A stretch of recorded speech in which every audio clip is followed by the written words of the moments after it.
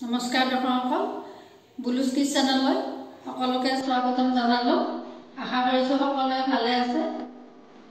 আজি ৰুটি বনাম।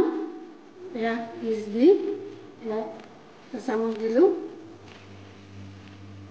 আৰু এচামুচ দিলোঁ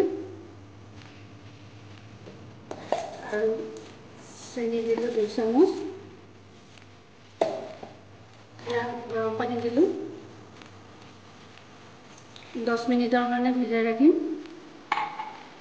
এইখিনি ৰেষ্ট দিম 10 মিনিটৰ কাৰণে।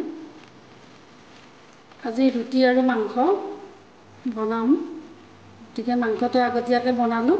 আহকচোন আমি মাংসটো চাওঁ কেনেকুৱা হৈছে। এয়া প্ৰায় মাংসটো হৈছেই, এতিয়া বনাম। এইখিনি ৰেষ্ট দিয়া হৈ গ'ল। এতিয়া একাপ ময়দা দিলোঁ ইয়াতে আৰু একাপ দিলোঁ। এতিয়া ভালদৰে সানি ল'ম। এতিয়া আৰু অকণমান সানিব লাগিব, গতিকে ইয়াতে অকণমান গাখীৰ দিম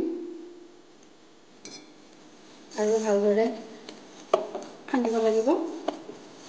এনেদৰে আটাখিনি সানি ল'ব লাগিব। 2-3 ঘণ্টাৰ কাৰণে ৰেষ্ট দিব লাগিব। ইয়াতে ৰিফাইন তেল অলপ ওপৰত এনেকৈ সানি দিব লাগিব।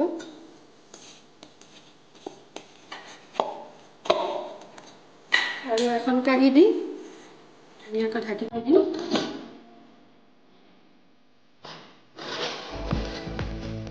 ৰেষ্ট দিয়া ময়দাখিনি তৈয়াৰ হৈ গ'ল। ৰুটি বনাবলৈ তৈয়াৰ হৈ গ'ল। এনেদৰে বেলি লোৱা হৈ গ'ল এখন। এয়া পেনখন গৰম হৈছে, এতিয়া আমি এখন বহাই দিম। ওলোটাই দিম এতিয়া।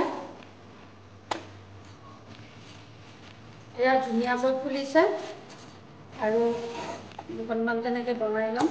হৈ গ'ল আৰু দুখন বনাই ল'ম। এয়া আমাৰ ফুলা ফুলা ৰুটি তৈয়াৰ হৈ গ'ল। এয়া আমাৰ ৰুটি খুব ধুনীয়া মোলায়েম হৈছে। এয়া আমুলৰ বাটাৰ দিলোঁ ওপৰত। এয়া আমাৰ ৰুটি তৈয়াৰ হৈ গ'ল।